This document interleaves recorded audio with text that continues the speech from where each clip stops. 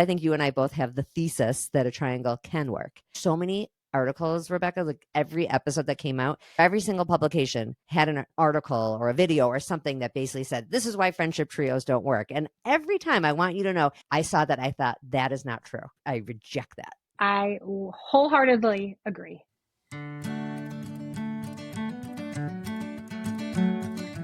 Welcome to Dear Nina, Conversations About Friendship. You are listening to a very special episode. It is episode 141. We are talking about White Lotus, all 8 episodes. We have the benefit of knowing the end. So if you have not watched and you don't want any spoilers, you might want to wait to listen to this one. I have my assistant producer, Rebekah Jacobs, with me. We were always texting and talking between episodes. And then on the Facebook page at Dear Nina, the group on Facebook, people were requesting an episode. And I felt strongly that Rebekah and I needed to wait until the whole thing was done. And I'm glad we did. If you haven't met Rebekah yet, she was on episode 136, where I introduced her to you as the assistant producer. And we talked about your 3 to 5 closest friends and how you can get those kind of friends in your life, which is actually pretty apropos of some of the stuff we want to talk about today. She was also an episode a long time ago. I think it was number 14, but that is crazy if I remember that, about female friendships in books. So again, apropos to today, talking about fictional friendships and what we can take from it in our real friendship. Rebekah, welcome back. Thank you so much. I'm so excited. I love having you on air because you're always behind the scenes, and I feel like the people should hear you, and you're so smart and insightful, and everybody who knows you in real life knows that to be true. So I'm sure they enjoy hearing you live too. Rebekah did a very wonderful assistant producer thing and went through every episode and outlined the parts that were pertinent to the friendships. Because of course, if you're a White Lotus fan, you know that there's lots of characters. We have the staff, we have the guests, but we are just going to focus on Jaclyn, Kate, and Laurie. Rebekah, will you take us back to how we meet them, what it's like when we meet them, and some of the stuff we learn about them along the way? Before we do that, can I ask you, why do you think this trio has resonated so much with everyone? Because my friends are talking about it, the newspapers are talking, everyone's talking about these 3 women. What is it about their story that you think is hitting a nerve?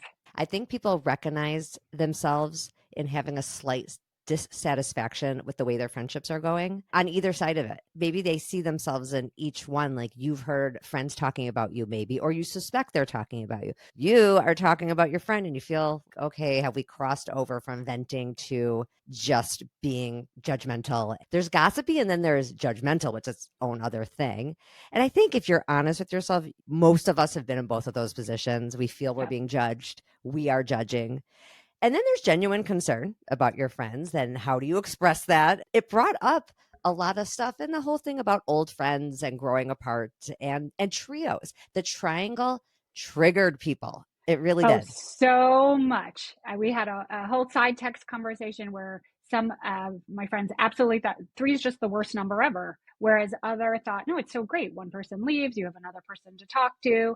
And I think it's not necessarily about the number, but who's in the number. Because 2 can be toxic, 4 can be toxic, 4 can be awesome. 3 can be wonderful, but 3 can be awful. And I think by the time we're done, that's hopefully what helps us understand. Is it a trio problem? Is it a friend problem? I refuse to accept that triangles never work. I agree. There are friendship skills that we talk about in the show a lot that are true, like you just said, whether it's a pair, a foursome, a threesome, whether it's a whole friend circle of 7 people. If you don't communicate, if you don't say what it is you need, if you don't let some things go, you actually can't always get what you need. That's another thing. You're not going to get everything you need out of this one friend group or this trio or this pair. Actually, this is sort of a maybe strange thing to say. I actually don't think you can express everything you need, because at a certain point, that's not what your friendship might be for. It's like too much to ask out of 1 or 2 friends. The trio does seem to chip away at a lot of viewers' anxiety about being left out. But I agree with you on the pair. Like, I think if I was on a vacation, I would rather be in a 3 than a 2, just to like mix it up. A 2 is wonderful, but that's a little more intense. That's dinner. It's just the 2 of you. I would take 3 or 4. Maybe because I need some alone time too. So then I wouldn't want to worry about that. The other person. Yeah, that the other person's now bored because I decided to go watch like 5 hours of Running Point with Kate Hudson, which is what I just did on a recent vacation.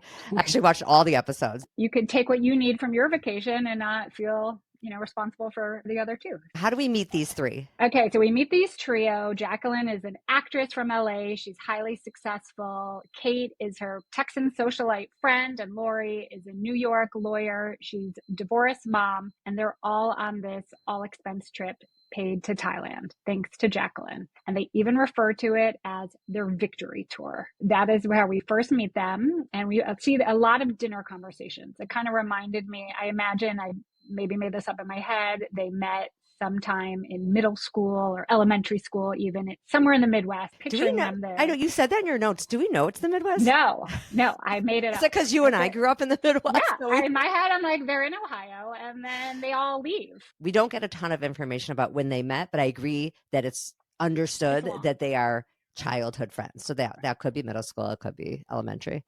And when they see each other on that first day at that victory tour, they really start complimenting each other right away. Jaclyn and Kate notice how, like, you look amazing, you look fabulous. And then there's a slight pause when they see Laurie and they compliment her, but it comes out a little bit forced. And I think Laurie intentionally is meant to look a little bit tired. Her face is a little less perfect, even though, she's obviously gorgeous in real life, but they've made her, quote, like the dowdier friend, even though that's, insane.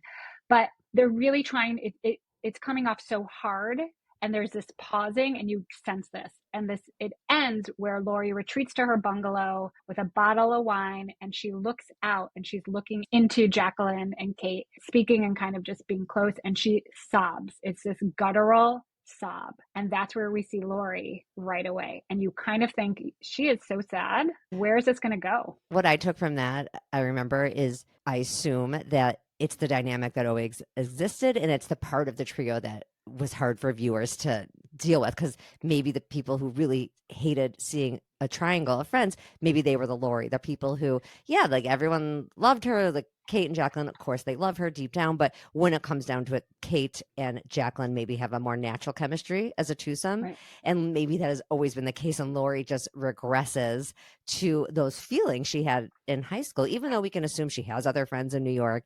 Actually, we have very little sense that they've spent any time together as adults. It sounds like they said it's been forever. It doesn't seem they're that up to date into seeing each other in real life. Yeah. And another thing that reminded me of, Laurie's looking at, there's nothing sadder than sort of being adjacent to Joy. You're in this amazing resort. You're with your quote, quote, best friends. You're excluded, and you're so close to that feeling. She wouldn't feel maybe as sad in New York Zooming or FaceTiming with her friends, but she is actually there, but not present to their joy. And she even says it's like looking in a mirror. She wants to be mirrored in this friendship. She wants to see herself in them, but it's making her sad. That's right. And we actually know that later. She really says it. But all right, on to episode 2. Episode 2 is special treatments. And Jaclyn mentions that their hot single wellness instructor, Valentine, is single. She should totally get with him, while simultaneously mentioning how addicted she is to her young, hot husband. So you kind of really see Jaclyn's life. She's this actress. She has her hot young boyfriend, and she's kind of pushing Laurie to go for it. You're on vacation. Just have a wild time, which obviously sets up a dynamic for later on in the season.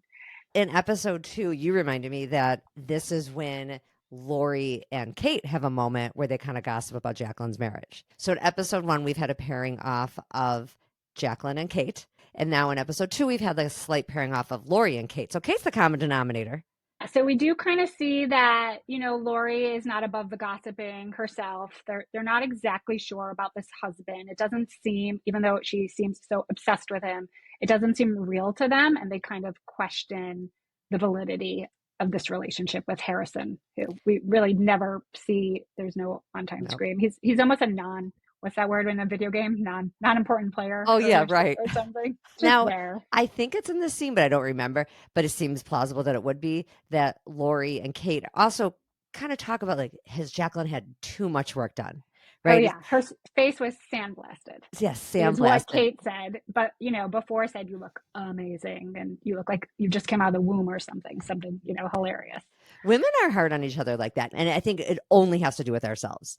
Like, you only notice people's work they've had done or weight they've lost or not lost, whatever, when you're thinking about oh, shoot, do I need work done? Do I need to lose weight? It's really about ourselves.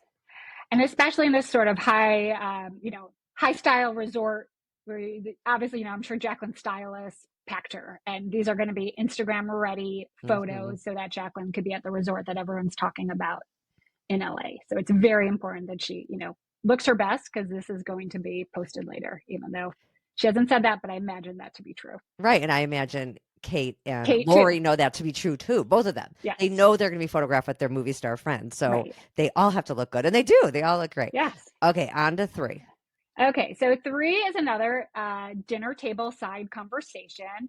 And it actually reminded me a little bit of how many conversations they must have had. I pictured the cafeteria in middle school where the 3 of them sat and like wanting to sit at Jaclyn's table. And anyways, it was just kind of reminding me of a long extension of dinners that they've had.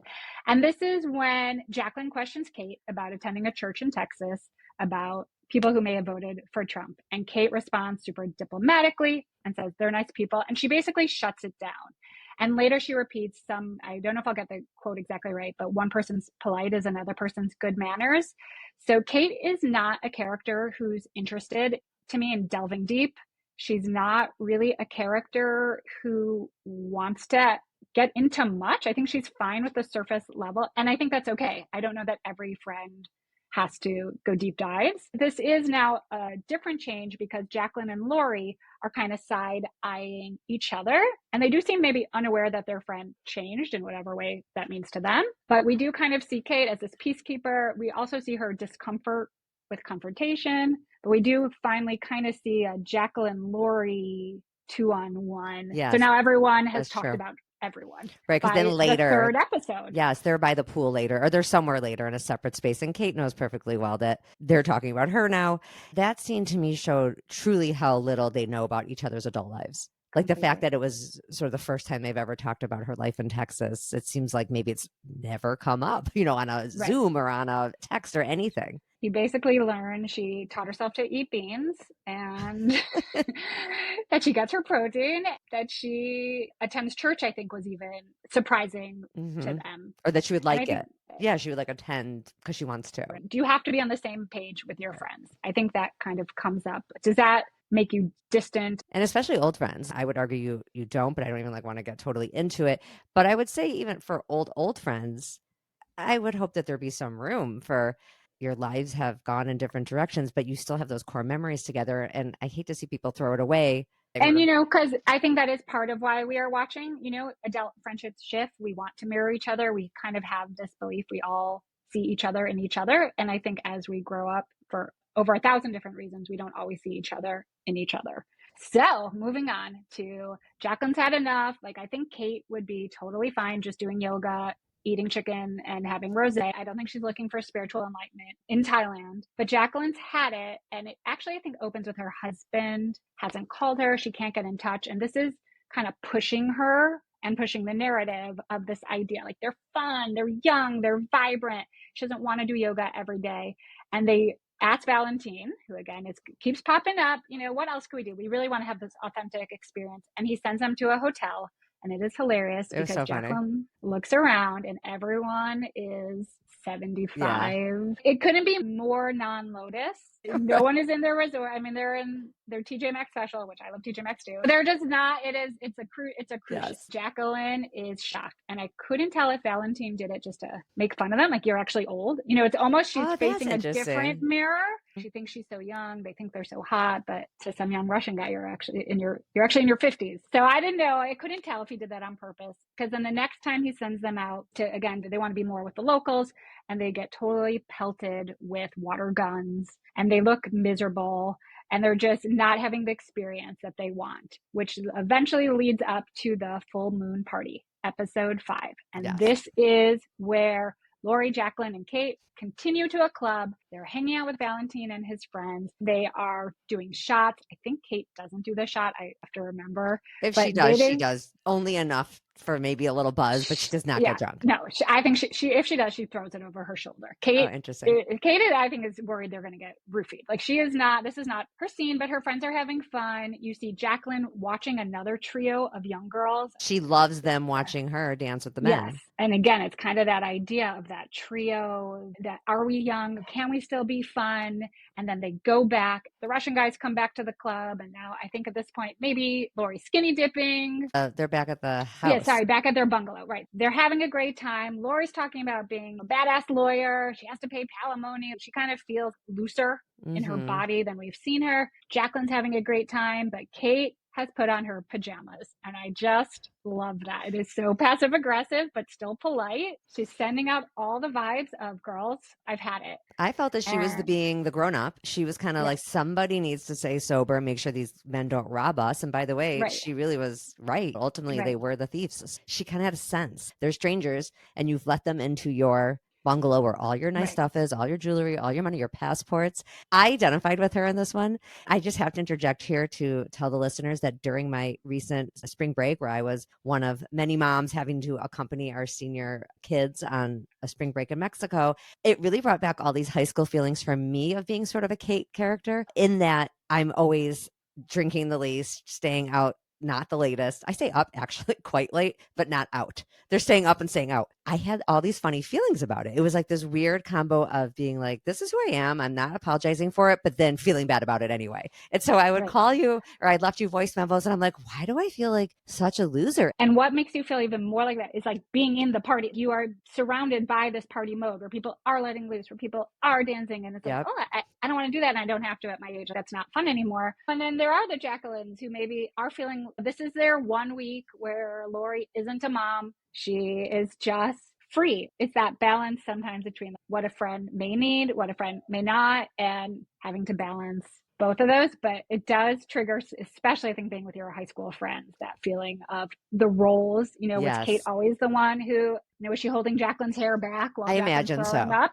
I And do. probably Laurie. Yeah. So I think Kate is kind of the friend who was always kind of watching them in a polite distance. She was probably the designated driver, like, all through high school, wherever they went to high Yeah. school. We still don't know where. And she's fine with that. She did, I think, say, oh, we haven't danced like this for 100 years. She calls themselves old ladies. So she's almost trying to bring attention to the fact. And every time she does that, Jaclyn pushes back. That triggers Jaclyn, I think almost leads to her terrible decision Yeah, I at think you're the right. end, where she's been pushing Valentine on Laurie the whole time. We see him go into Jaclyn's bungalow. This is hotly debated whether she planned that the whole time, like she's been flirting with him, and when did she slip that key to him? Or is it just something that got decided in a drunken whatever that night? Do you have a I think gut? it just kind of happened. Two things were true in this. I think she genuinely wanted Laurie to have that fun and let loose. And then when Laurie was clearly not acting on it, she was like, okay, I'm going Yep. for it. Not saying she was right to do it, but I actually don't think that she planned to hurt Laurie's feelings. I don't. So maybe it wasn't as premeditated or as narcissistic. Yeah, I think a lot kind of led up to it, where her feelings of her own insecurity. So not justifying it, but if she was able to do a deep dive into herself, she's feeling insecure about her husband. She is an aging actress. And I do think she just took the opportunity. I don't think Jaclyn's gotten to where she's gotten without taking So opportunities true. and not always being the best friend. So again, not justifying it, but it does seem to probably fit with her Yeah. core self. There's being like maniacal and there's being thoughtless. And I think she's thoughtless. She did not think through, okay, if I do this and get caught somehow, it's going to make Laurie feel away. It's going to make, even though he's nothing to Laurie, but she couldn't think forward 24 hours to think, how would this play out if they knew? Of course, it would play out that Laurie would be like, what? Laurie's not crazy to have reacted the way she did. I could see why she was Right. kind of like, really? Seriously? Once again, has to be the Jaclyn show, which kind of brings us to the next episode, right? So, yes, that brings us to 7 killer instincts. This is when Kate sees Valentine leave in the morning. She just sort of off the cusp at breakfast tells Laurie. Well, that I'm And not so sure about. See, right, there's, okay, so this is right? also debated. Did Hmm. Kate, was there malice? Did she really not think it'd be a big deal, which is how she plays it off? I That don't I think. find hard to believe. Okay, tell me your So it's funny. Kate. I find Jaclyn to be sort of an exhausting kind of friend to have, and yet I feel like I can defend her decision from the night before more than I can defend Kate stirring the pot the way she did. There is no way that Kate didn't know how that would land. It's like she took a little turd and threw it in front of Laurie. Mm-hmm. And really also threw it in front of Jaclyn. Laurie would not have known, but No. for Kate saying it. And that is a huge issue, I think, in friendships that is very recognizable. I think people saw that scene, and I have certainly been told things I wish I wasn't told. And I then had to ask myself, why did that person tell me that? Did they tell me so I Right. would feel bad? I want to be like, leave me out of it. Why can't you protect me, actually?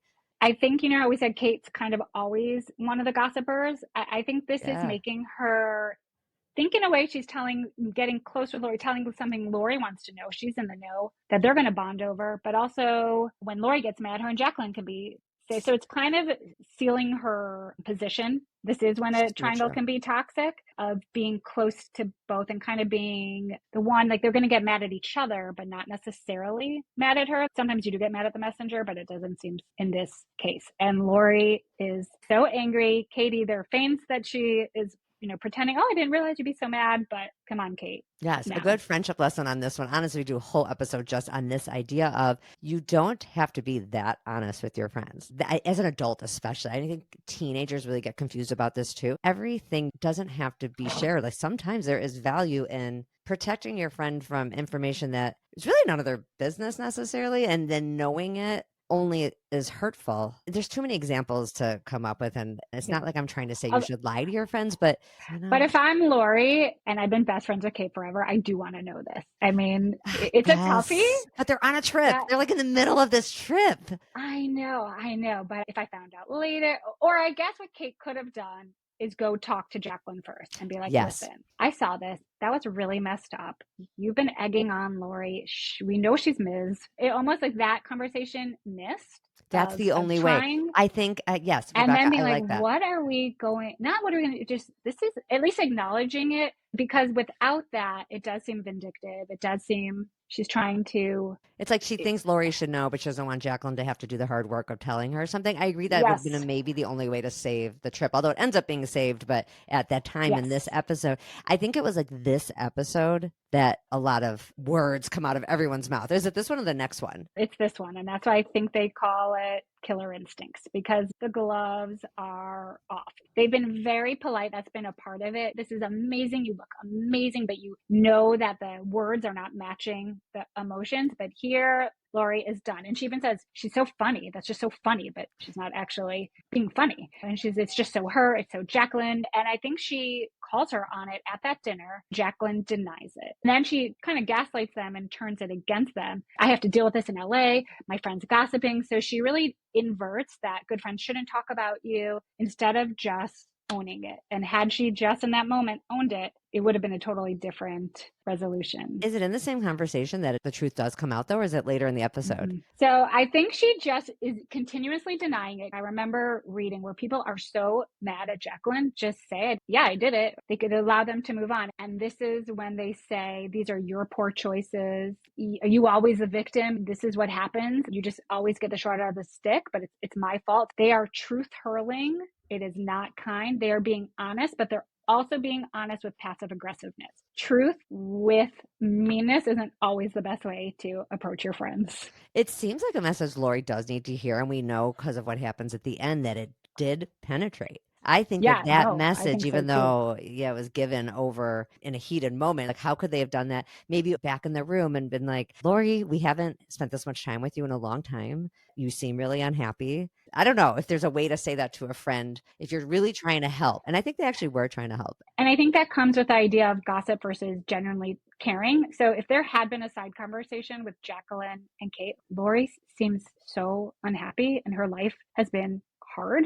Had that come with love, then even though it is technically gossip, it is in the service of how can we help her? And then even if it came up, it seems like she has this pattern of always making really bad choices. Is that something we should bring up? It just seemed like that genuine care and love was absent when they talked about her, even though there was truth in her being the friend who makes the bad choices, whose life isn't turning out the way they had pictured. It doesn't seem it's based in the genuine care. It lands like a bomb instead of when you've really had a heart to heart with your friend and it lands with love. I actually think this pushes Laurie to go to the fight with the Russians. And we know that scene. She sleeps with Oleski. It's also that kind of idea, I think, of violence and how women can be violent through words. Laurie doesn't slap Jaclyn. She doesn't punch her. They don't get in a fist fight. She doesn't pull her hair, but they are very violent in their words. The impact is different. This is where we see Laurie, I don't think does have a lot of introspection. At least it doesn't seem like it. We know as soon as the wild night is over, Oleski's asking for money. When that happened too, I was like, oh, Laurie. I just couldn't help but think of Kate and Jaclyn saying, you always make bad choices. You could feel the truth of it. This was not a good choice. And I think she feels the truth of it. She has to literally jump out of a window because the Russian Yes. girlfriend's coming. You side see the stolen goods, which we kind of predicted and it alluded to earlier. And she is by herself, maybe finding a taxi, Yeah. throwing her clothes on. And I think it takes Laurie to that moment to hear what they said, accept it in a way she might not have had she not have that night. So it's, you feel terrible when he's offering Zelle, PayPal, Cash App, Oh gosh. anyway. And, she probably does have $10,000 maybe to give it to him. And your heart is just like, oh. Do you feel bad for her as a fellow woman who we've been watching Yes. for 7 episodes, but you're And you also wanted to like, give her that one night. You're like, yeah, yes, I if she know. wanted it, if Laurie wanted it, where you kind of shed being the mom and the responsible, Yes. But of course, Right. Mike White didn't give it to her, No. and but he does give her something else. Episode 8 opens with the idea about anxiety. Sometimes you wake up with anxiety, and there is no resolution. I think just how the scene was laid out, I do think we get a resolution in a way with the trio, but now it is the next morning. I liked that moment when Jaclyn gets out of bed and goes and first apologizes to Kate, or at least makes it clear that she's ready to make peace. She was mad at Kate too. They'd had their own little spat about Kate is the one who Right. told Laurie. They kind of had their own moment about it. Jaclyn comes in and is like, you want to go to breakfast? Should we go wake up Laurie? And then Jack says, I'll go wake her up. And then that is a shifting point because when Jaclyn apologizes, first of all, she has now admitted it. I give this apology a 6 out of 10 or a 7 out of 10. It was not a 10 out of 10. I'll tell you why.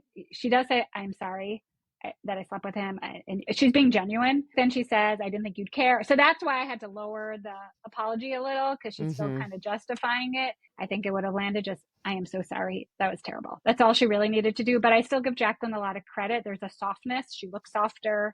Laurie doesn't go to breakfast, but she does watch her friends, and it does not look, when she watches them in the pool again, it did not mirror the first episode. I can't remember her face completely, but it didn't seem like she's totally furious or angry. The day passes on. We're mostly with the Ratcliffes, to be honest, and then it takes a while to get back to the trio. And I knew you and I would be recording, and I was like, I hope there's going to be more than just that little morning apology sesh.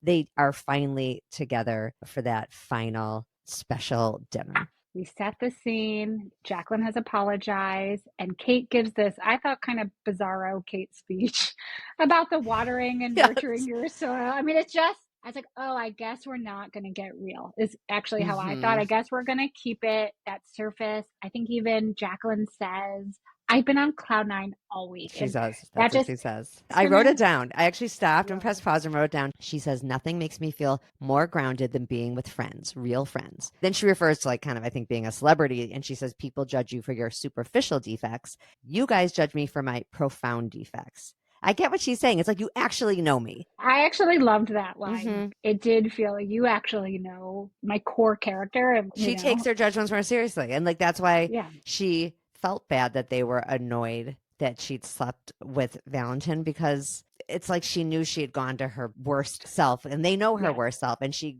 played right into her worst self. I think she was disappointed with herself, which is why she kind of lashed out at them about it in the first place. So now we're left wondering, I guess we're just going to say it was awesome, love you, but Laurie does more truth telling, but unlike the episode previously, where it comes, you're a narcissist, you're like, where she was really angry to Jaclyn, calling her out, we see a much softer and real Laurie. And I think for the first time throughout the whole season, you see the Laurie who was sobbing uncontrollably in episode 1, but bringing forth her true emotions. And do you want to read what she says? I wrote it down, and then we can just talk about it as a whole. Laurie says, it's funny because if I'm being honest, all week I've been so sad. Of course, she says this sobbing. I'm not going to do it like an actress. I just feel like my expectations were too high. I just feel like as you get older, you have to justify your life and your choices. And when I'm with you guys, it's just so transparent what my choices were and my mistakes. I have no belief system. Well, I mean, I've had a lot of them. Work was my religion for forever, but I definitely lost my belief there. And then I tried love, and that was just a painful religion. It just made everything worse. And for me, motherhood didn't save me either. I had this epiphany today. I don't need religion or God to give my life meaning, because time gives it meaning. We started this life together. We're going through it apart, but we're still together. And I look at you guys and it feels meaningful. I can't explain it, but even when we're sitting around the pool talking about inane stuff, it feels very deep. I'm glad you have a beautiful face. She says that looking at Jaclyn. And then she looks at Kate and says, I'm glad you have a beautiful life. I'm just happy to be at the table. And then they each say, I love you to each other. Everyone's crying and they're happy. And there's some canoodling on the beach chairs later or the porch or Yeah. something. Well, you actually see their physical intimacy change. Kate is hugging Laurie, but and like kissing her. They are close in a way almost that you would get at camp or a slumber party. The Mm-hmm. way that female 12-year, like how you can hug and be connected, that in a way we probably don't do as much as grown up friend, almost youngish high school way where you would sit on your best friend's lap. Now, you posed a question to me, I think it was on text, something along the lines of, well, what if Laurie had said something like this in episode 1? How would Yeah. that have changed their whole trip? And it's a great question, and it's a good lesson for people. If you could be vulnerable with your old friends from the get-go instead of having to be fake, they would have had an even more profound trip, I Yes, think. absolutely. It was just that sob when she was alone in the room. How different would these 7 days, and how sad that you had to wait to the end to be so honest with your best friends who, by the way, knew. This is like, we know, we can see, literally, we can look on your face. We've known you long enough. We know you're profoundly unhappy. And imagine if we didn't hide it. And they're hiding it too. They're also masking it out. Imagine if Jaclyn said, I haven't even talked to my husband, instead of saying how addicted she is. What if they were just a little more honest? Would they walk away feeling closer instead of that they're so pulled apart? I really have to juxtapose their friendship with Chelsea and Chloe. One thing that makes me think about the two different kinds of friendships. I think people are like, oh, Chelsea and Chloe are so much closer because they're so much more supportive of each other and they just tell each other anything and they're supportive. I'm going to take a controversial take here and say people actually are easier on their new friends. I actually think people are very hard on their old friends. And so it's almost easier with a new friend that you have instant chemistry with. That happens. You meet this person, you have instant chemistry, and you just tell them everything and they support everything and you support everything they said. Whereas with your old friend, they want to do one different thing. We're hard on people we've known for a little while and we give a lot of benefit of the doubt and like cheering on and support to like these brand new friends. So I don't know how deep Chelsea and Chloe are. It's great they're Right. supportive of each other, but I think it's easy to be supportive of a brand new person. Right. I mean, and Chloe could have said, gosh, you're with this guy who really treats you terribly. He Yep. calls you annoying. You keep saying you're his soulmate. We know that ending. So even though they totally got along, they had fun, it wasn't like Chloe was having her reflect on her choices Right. in men or vice versa. I think they're young and they're fun. And sometimes you do meet someone and you have instant friendship chemistry, but it has not been through the grit and the grind That's right. of, I think people are mistaking easy friendship for deep friendship. So yes. yes, Chloe and Chelsea have an easy friendship. These three, until the end, I was not so for them. And I think you and I both felt that way. Like throughout the 7 episodes, the first 7, both of us were a little like, triangles can work. And I said that at the beginning of the episode, and I maintain that a triangle can work if you know how to be a good friend. I think these three have a chance. I actually believe in them now that there's been some honesty and they've had some Yes. vulnerability that they maybe had a long time ago, but they haven't had in a long time. Because Laurie, yeah, I mean, she really bears her soul. She's saying, I thought I was going to be like being a mom, and that's not enough. My work's not enough. But just being with you, just sitting here gives me meaning. Being able to look at something that has lasted a long time has given me meaning. For some people, she might have forgiven them too quickly. I will say the social media peeps out there that I have noted, and it's like that only aired last night, and you and I were recording on Monday, the day after it aired. So I haven't had time to do a huge deep dive. I will say the little I've seen has been not terribly excited about this ending. People felt that why did we watch them with the gossip and the backstabbing for 7 episodes to just be like, I love you at the end? But I actually like that. I think it's refreshing to see people come over a bad thing, not just cut each other off. It would have been much more within the way people do things nowadays for them to never speak to each other again and to cut each other off and to each talk about each other to their at-home friends and say how toxic their old friends were. And I liked that this actually pushed, this being Mike White, I guess, as the writer, pushed viewers to think, you know what, you can have like a bad time. You could have an argument with your friend. You could have a whole bad vacation with your friends and still make up. You're old friends. If you don't just throw things away. It hinged on Jaclyn's apology in the morning. I think without that, I don't know that Laurie would have been able to approach them in that way. Maybe she would have, maybe it wasn't. But I do think that kind of opened, because she was being real. She was no longer lying about it. So that allowed Laurie to be also more real. in front of her friends. I think you're right. Yeah. So Jaclyn does get some credit for helping nudge things in the right Right. direction. Although she messed it up in the first place, so It was hers to fix. Yeah. She messed it up. It was hers to fix. It was also Laurie's to fix because she's the one who showed up kind of in the worst spot in her life and the least willing to just be open about it. So the fact that she, like you pointed out, that sob in episode 1, she kind of held in that sob the entire week. Once she finally let it out, they were able to all kind of come closer together. And even after their near-death experience. Oh, yeah. Hello. We need to talk about which that. They did. It seemed that kind of went real quick, I must say. People have pointed out that Laurie ran first and the fastest away, but maybe she just was the fastest. We don't know if that was just. I would be I would have run. Bye. I don't blame Laurie for that, but I think they're back on the boat also in this close proximity. Mm-hmm. They actually look tearful. I think Jaclyn, if I remember, kind of, and I don't know if they're tearing up at the end because they're saying goodbye or because they just had this death experience, but they are leaving, I believe, changed. Not full on. I don't think they're embracing Buddhism, as Victoria says. Yes. But I do think they are going to be kinder, not only with each other, with themselves. I think they're going to go on another trip. I think Laurie's going to have the most changes in her life because Jaclyn is on a certain path. Kate seems pretty happy with her life. Laurie probably has the most to do to make changes, but I feel like she's empowered to do that now. I think she looks at those two and says they have made choices that have made them happen. They might not be the choices she would make for her life. She's not going to live in Texas and go to church. So maybe Laurie will be inspired to be friends who are not exactly like her. It seems like it's opened her eyes to you can invite different people in your life, make different decisions. Yes. And you can accept an apology. You can kind of stay angry. You could stay bitter. It's really your choice. So I think I told you, Nina, I was reading a book and it's called You're the Only One I Can Tell, Inside the Language of Women's Friendship. It's Deborah Tannen.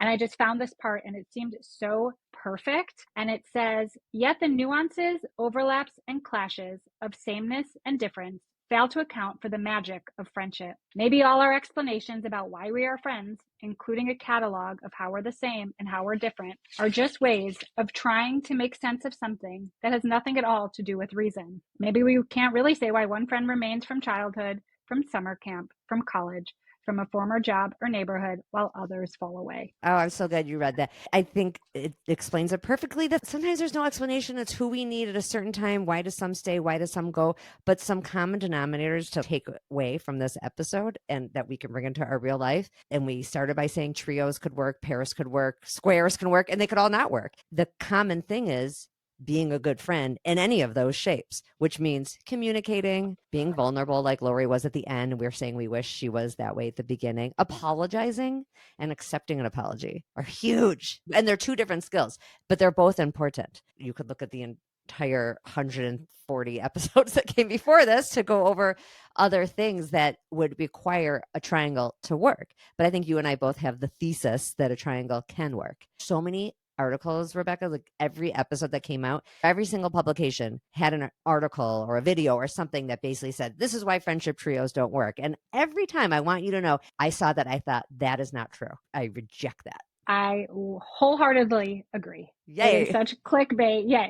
So it's really be a good friend and your vacation or your life will work. Be accepting, be real. And you don't have to be the person you were when you were 12. We're allowed to grow. We're allowed to change, give your friends a little grace. We're all navigating these shifts together and we're not really supposed to be mirrors of each other. Final lesson. I love everything you just said. If we could bring a little bit of the benefit of the doubt and pleasantness and support that Chelsea and Chloe bring to each other as new friends to our old friends, I think that was an important point we talked about too. We're a little too hard, I think, on our old friends. Like you said, we're allowed to change. And sometimes it's the old friends who like to remind you that you used to think a certain thing. And my goodness, if you can't develop as an adult, what's the point? You have to let people grow and change. I agree.